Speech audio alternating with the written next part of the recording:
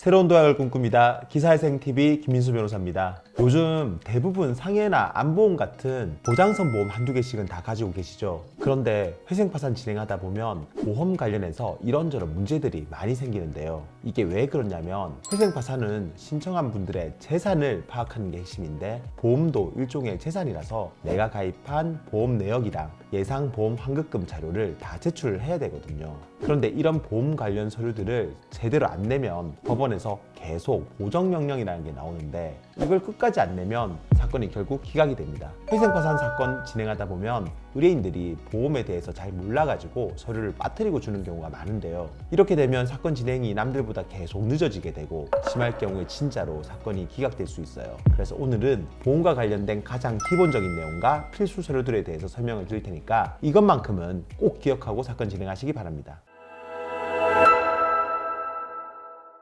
보험 서류 떼다 보면은 보험 계약자, 피보험자, 보험 수익자, 보험금, 보험 해약 환급금 이런 말들이 계속 나오는데요. 보험에 대해서 이해를 하려면 먼저 이런 단어들의 뜻부터 정확하게 알고 있어야 됩니다. 그래서 이 용어들에 대해서 간단하게 말씀을 드리면 보험 계약자라고 하는 거는 보험회사랑 보험 계약을 직접 체결하고 매달 보험료를 내는 사람을 말하고, 피보험자는 이 보험 사고가 났을 때 그 사고의 대상자를 말합니다. 보험 수익자는 보험 사고 발생했을 때 보험금을 받게 되는 사람을 의미하고요. 보험 사고가 나서 보험 계약에 따라 나오는 돈을 바로 보험금이라고 하고, 현재 가입한 보험을 지금 만약에 해약을 한다고 했을 때 회사로부터 받을 수 있는 돈을 보험 해약 환급금 또는 예상 해약 환급금이라고 합니다. 이렇게 말씀을 드리면 이해가 바로 안 될 수도 있는데 예를 들어서 좀 더 쉽게 설명을 드려볼게요. 어머니가 아들이 아플 때 대비해가지고 병원 치료비, 진단비가 나오는 상해보험을 들고 보험료를 매달 10만 원씩 낸다고 가정해 볼게요. 그런데 아들이 다리를 다쳐서 병원에 입원을 했어요. 그래서 병원비랑 치료비가 100만 원이 나왔다. 그러면은 직접 보험회사랑 계약을 체결하고 매달 보험료를 내는 어머니를 보험계약자라고 하고요. 아들이 아플 때를 대비한 보험이니까 보험의 대상자인 아들이 피보험자가 되는 겁니다.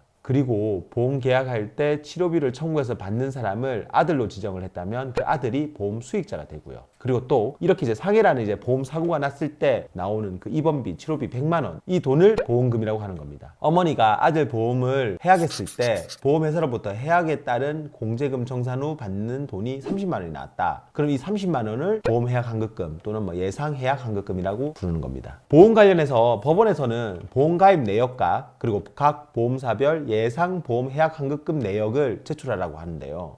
그러기 위해서는 회생파산하는 분들이 자기 같은 보험이 뭐가 있는지부터 먼저 알아야 되는 거잖아요. 이걸 어떻게 아느냐? 인터넷에서 내 보험 찾아줌 이렇게 치면 생명보험협회에서 보험 조회를 할 수 있는 사이트가 나옵니다. 여기 들어가가지고 공인인증서나 휴대폰으로 본인 인증하고 나면 내가 보험 계약자로 되어 있는 보험이랑 피보험자로 되어 있는 이 보험 전부를 다 확인할 수가 있어요. 그리고 현재 계속 유지되고 있는 보험뿐만 아니라 이전에 해지했거나 실효된 것들도 다 나옵니다. 이 보험 가입 내역에는 가입되어 있는 보험이 다 나오기 때문에 이거를 토대로 거기에 나와 있는 각 개별 보험사에 연락을 하면 예상 보험 해약 환급금 내역서라는 거를 받을 수가 있어요. 전화해서 팩스나 이메일로 받으면 되는데요. 이렇게 생명보험협회에서 보험가입 내역서를 발급받고, 그리고 또 그걸 토대로 각 보험사에 전화해서 보험 해약 환급금 내역서를 받으면 보험 관련 기본 서류는 다 준비가 되는 겁니다. 만약에 이 부분 서류 떼는 게 너무 어려우면 내 보험 담당 설계사한테도 한번 물어보고 도움을 받아보셔도 됩니다. 보험마다 차이가 있긴 한데 자기 거 말고 배우자 보험 내역도 다 제출하라는 데가 있어요. 배우자 협조를 구해가지고 내가 한 것처럼 배우자도 똑같은 방식으로 하면은 서류 떼는 게 어렵진 않습니다. 그런데 혹시 협조가 안 된다 그러면은 조금 불편하긴 하지만 법원 사실조회를 통해서 서류를 받을 수도 있으니까 배우자가 자료를 안 준다고 해서 회생파산 자체를 포기하실 필요는 없습니다. 법원에서는 이렇게 제출된 서류를 보고 내가 빠뜨린 보험 내역서는 없는지, 그리고 또 예상 해약 환급금은 얼마나 되는지를 봅니다. 이런 환급금 총액은 재산으로 잡히기 때문에 이 금액이 너무 많으면 회생에서는 매달 내는 변제금이 올라갈 수도 있어요. 파산에서는 법원에 환가해야 되는 돈이 생길 수도 있고요. 대신 이런 금액을 계산할 때 내가 약관 대출 받은 거는 다 빼고 계산을 합니다. 해약 환급금이 많더라도 이미 약관 대출을 받아서 생활비나 다른 대출 갚는 데 쓴 분이라면 서류에 적혀있는 액수가 많다고 덜컥 겁부터 먹지 말고 내역서를 하나하나 잘 따져보시기를 바랍니다. 오늘은 회생 파산 신청할 때 제출하는 보험 관련 서류에 대해서 설명을 드렸는데요. 이런 서류들은 반드시 법원에 내야 되는 것들이니까 빠뜨리지 말고 꼭 챙기시기 바랍니다. 영상 도움되었다면 구독과 좋아요 부탁드리고요. 추가로 궁금한 점 있으면 아래 댓글이나 저희 사무실로 전화 주시면 친절 답변 드리겠습니다. 다음에도 더 좋은 주제로 찾아뵙겠습니다. 감사합니다.